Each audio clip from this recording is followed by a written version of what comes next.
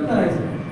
संध्याकाळी बाप अंथरुणामध्ये पडलाय आणि रात्रभर विचार करतोय, अरे काय करायचं, मी बाप असून लेकराला जन्माला घालू, मी लेकराला भाकरी देऊ शकत नाही, बायको सांभाळू शकत नाही, धिक्कार असला जीवनाचा, त्याच्यापेक्षा मेल्याला बरं. बाप रात्रीच अंथरुणात माय लेकराला टाकलं, उठला, निघून गेला, देशांतर गेला पुण्यासारख्या शहरात, मुंबईसारख्या शहरात गेला. उद्योग होता, धंदा करून आले. धंदा करायला त्याला पैसा मिळतो.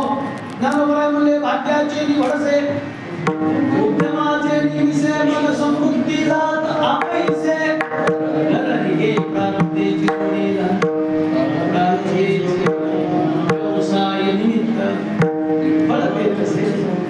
खूप पैसा मिळाला, 10 वर्षाचा काळ वाटला, कोट्याधीश झाला, 4-5 कोटी रुपये मिळाले. आणि विचार केला, अरे एवढे पैसे मिळाले, पण आपण बायकोची लेकराची आठवण केली नाही, माझ्या लेकराचे माझ्या बायकोचे किती हाल असतील, चला हे पैसे आपण त्यांच्यासाठी मिळवले. सुटकेस मध्ये भरले पैसे आणि ठरवलं, आज या संध्याकाळी निघायचे, उद्या सकाळी गावात उतरायचे. ही सुटकेस लेकराची आणि माईच्या स्वाधीन करायची. वाटे सुटलं, गरजेचे कपडे घातले, मला 5 कोटी रुपये बँकमध्ये भरले. पुणे स्वारगेट स्टेशनला आला, रिझर्वेशन केलं, संध्याकाळी 9ला गाडी सुटणार आहे, गाडीत बसला, निघाली गाडी. आणि योगायोगाने कसं दुर्दैव बघा, घोट नदी शिरूरच्या पुढं, नदीच्या पुढं आल्याबरोबर गाडी गेली. रात्री आपल्या सगळ्यांना 12 वाजले.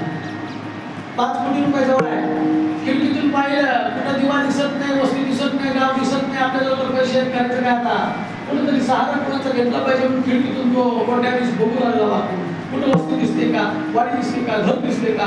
आणि मग एक दूर असा दिवा जळतोय, तो दिवा पाहिला तर विचार केला, तिथं वस्ती दिसते, आपण तिथला आश्रय घ्यावा, म्हणून तो एसटीच्या खाली उतरला. कंडक्टर ड्रायव्हरनं सगळ्यांना सांगितलं, गाडी चालू होत नाही, आपल्या आपल्या पद्धतीनं आपली आपली व्यवस्था करा. प्रत्येकजण उठून निघाला. तसं ही सुटकेसवाला पट्ट्यात उतरला, निघाला, त्या दिव्याच्या दिशेनं आला. मोठी वस्ती होती आणि समोर प्रवेशद्वारावर गेलं होतं पाटील वस्ती.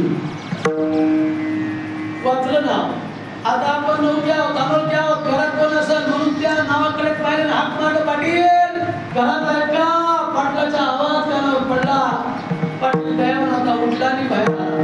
पाहिलं का, काय नाही, मी प्रवासी आहे, मी गावाकडे निघालो होतो, पण वाटेत एसटी फेल झाली, दुरुस्त होत नाही, मला रात्रभर थांबायचं आहे, जागा द्याल का, मला थांबायचं. पाटील मध्ये माणूस की मिली नाही की, तुम्ही रात्रभरच काय, महिनाभर राहा, तुम्हाला सांभाळेल मी, तुमचं घर समजा, तुमचा वाडा समजा, तुमची वस्ती समजा. आणि या आत घेतलं, सुंदर अशी सगळ्या सुविधेनं असलेली रूम दिली.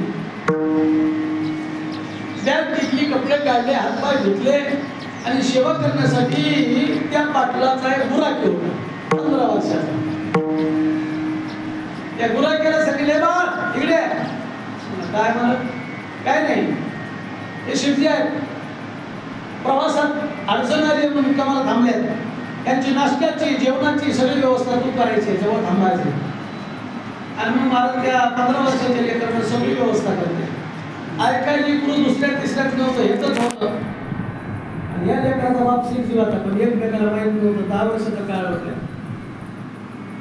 रात्री अचानक त्या शेठजीला फणफणून ताप आला, टेम्परेचर वाढलं महाराज.